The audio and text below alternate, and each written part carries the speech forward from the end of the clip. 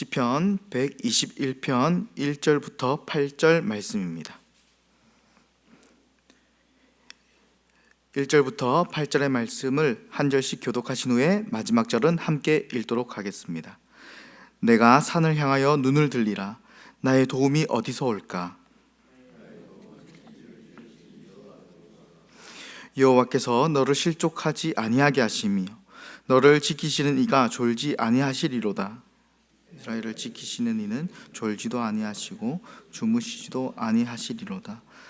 여호와는 너를 지키시는 이시라. 여호와께서 내 오른쪽에서 내 그늘이 되시나니 낮의 해가 너를 상하게 하지 아니하며 밤의 달도 너를 해치지 아니하리로다. 여호와께서 너를 지켜 모든 환난을 면하게 하시며 또 내 영혼을 지키시리로다. 여호와께서 너의 출입을 지금부터 영원까지 지키시리로다. 아멘. 제가 공부했던 학교는 이 고신대입니다.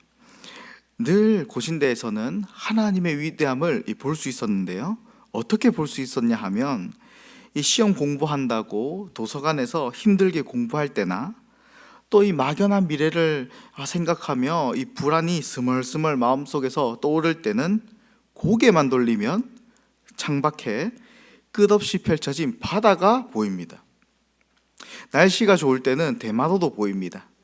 오륙도가 보이고 또 이 끝없이 펼쳐진 넓은 하늘이 위에서 이렇게 펼쳐져 있습니다. 살짝만 고개를 더 돌려서 왼쪽으로 보시면 이 부산의 시내가 이렇게 보이는데요. 그런 광경을 바라볼 때면 저절로 이런 생각이 듭니다. 이 바다를 만드시고 이 하늘을 만드시고 저렇게 아름다운 건물들을 만들 수 있는 사람을 창조하신 하나님께서 이 우주의 작은 먼지와 같은 나 하나 책임져 주시지 않을까 하는 생각에 은총아 힘내자 파이팅 하면서 이 영도 앞바다를 바라보면서 그렇게 공부하고 무사히 졸업할 수 있었습니다. 이 세상에서 우리가 살아가는 이 인생이 참 난 쉽더라, 참 쉬웠다라고 자신할 수 있는 사람은 아마 없을 것입니다. 특히 신자들의 인생은 단순히 그냥 먹고 살다가 죽는 그런 인생이 아닙니다. 결국은 하나님께로 가는 길입니다. 하나님이 계시는 하늘의 예루살렘으로 가는 길입니다.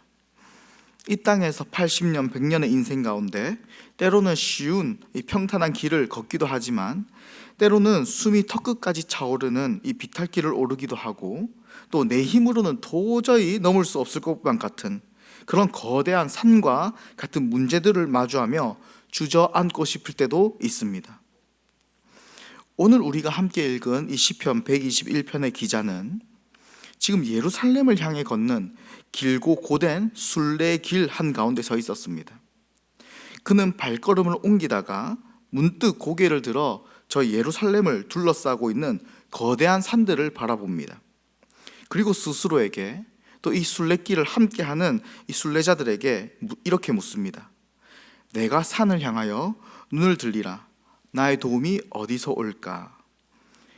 이 질문은 힘든 순례길 한가운데에 잠깐 생각해 보는 것입니다. 여기서 산을 향하여 눈을 들리라 라고 한 것은 바로 산 위를 넘어서 산을 본 게 아닙니다. 산 위를 넘어서 하늘에 계신 하나님을 이 순례길 가운데 떠올리는 것입니다. 그리고 마음의 확신을 얻습니다. 이미 답을 알고 있지만 스스로 확신하기 위해서 다시 한번 묻는 것입니다. 고대 근동 지역에서는 산이라는 공간이 단순히 저 높이 솟은 자연물이 아닙니다.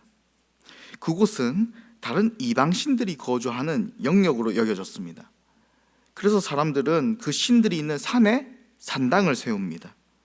또 산은 사람들의 이미지 속에서 인간을 압도하는 신비로운 힘과 또 위협을 상징하기도 했습니다. 그러나 이 시편 기자는 그런 이미지를 가진 거대한 산들을 응시하면서도 그 산에 깃들어 있다고 믿어지는 헛된 우상들이나 세상 권력을 두려워하지 않았습니다. 오히려 그의 시선은 거대한 산을 훌쩍 넘어서 그 산들조차도 말씀으로 빚어내신 우주의 창조주에게로 나아갑니다. 2절입니다. 나의 도움은 천지를 지으신 여호와에게서로다. 이 고백은 산을 보고 그 산 너머에 있는 하나님을 바라볼 수 있는 믿음의 고백이었습니다. 이 오늘날의 이 성도들로 생각해 보자면, 내 인생에서 내 눈앞에 버티고 있는 문제가 있을 때 도리어 이 문제보다 더 크신 온 우주를 다스리시는 하나님을 볼 수 있는 이 담대한 믿음을 지금 고백하고 있는 것입니다. 이 시의 시편 기자는 자기는 물론이고 함께 예루살렘으로 가는 이 순례자들에게 계속해서 하나님을 고백합니다.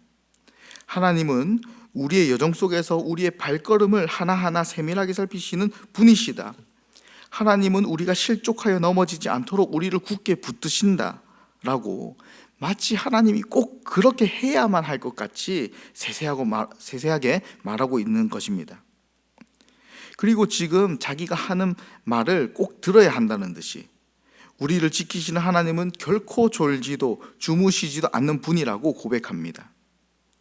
사실 이 이방신들은 산당에서 불이 꺼지거나 특정 시간이 되면 활동을 멈추는 것으로 당시 사람들은 그렇게 이해했습니다. 그래서 제사를 드릴 때는 신을 깨워야 하니까 난리법석을 떠는 것입니다. 잠자던 신을 깨우는 것입니다. 엘리야 선지자는 과거 갈멜살에서 이 불을 내리지 못하는 바알을 향해서 이렇게 조롱했습니다. 그가 잠이 들어서 깨워야 하는 것 아니냐라면서 조롱했습니다. 이처럼 신이 잠을 자거나 활동을 멈춘다는 것은 고대 사람들에게 있어서는 당연한 생각이었습니다.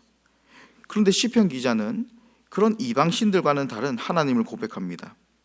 이방신들은 다 자더라도, 아무것도 느끼지 못할지라도 우리의 하나님은 살아계시며 심지어 나조차도 내 영혼을 돌볼 힘을 잃은 그 절망의 밤에도 결코 하나님은 눈을 감지 않으신다고 고백하는 것입니다. 뿐만 아니라 그 하나님은 24시간 CCTV처럼 감시하는 분이 아니라 떼약볕이 내리쬐는 이 낮의 해에서부터, 그리고 밤의 달처럼 스며드는 온갖 어둡고 해로운 영향력들로부터 우리를 24시간 완벽하게 차단해 주시는 하나님이심을 이 시편 기자가 노래하고 있는 것입니다. 이 모든 하나님의 보호하심이 지금부터 영원토록 계속된다고 그는 믿음의 고백을 하고 있는 것입니다. 성도 여러분, 이렇게 구약의 순례자들이 불렀던 이 확신의 노래가 오늘날 신약을 살아가는 우리에게는 더욱 분명한 실체가 되었습니다. 바로 예수 그리스도 안에서 실체가 된 것입니다. 십자가를 앞두신 예수님께서 제자들을 위해서 아버지의 이름으로 그들을 보전하사라고 기도하셨고, 사도 바울은 사망이나 생명이나 현재일이나 장래일이나 그 어떤 피조물이라도 우리를 우리 주 그리스도 예수 안에 있는 하나님의 사랑에서 끊을 수 없다라고 확신했습니다. 오늘 하루 다시 세상을 일하는 이 길 위에 걸음을 내디디실 때에 나를 걱정하게 만들고 불안하게 만드는 산들이 분명히 있을 것입니다. 그러나 그때에는 오히려 이때까지 그저 막연하게만 생각했던 우리를 인도하시고 영원히 함께 하시는 하나님을 고백할 때입니다. 그리고 이제 이렇게 인생의 수많은 산들을 넘어 결국 우리를 기다리시고 계시는, 또 영원한 상급을 주시는 그 하나님을 만날 날, 그날이 있음을 기억하시기 바랍니다.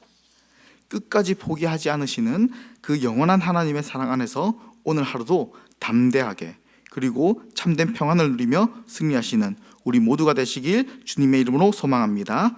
기도하겠습니다. 사랑의 하나님, 이 고단한 인생의 순례길에서 우리의 눈을 들어 창조주 하나님을 바라보게 하시니 감사합니다.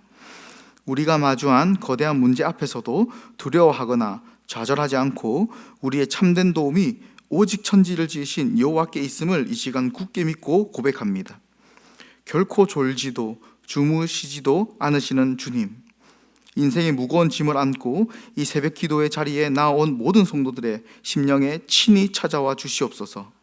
피곤하고 지친 영혼들의 우편에서 든든하고 시원한 그늘이 되어 주시어 세상의 거친 풍파 속에서도 주님이 주시는 참된 안식과 평안을 누리게 하여 주시옵소서.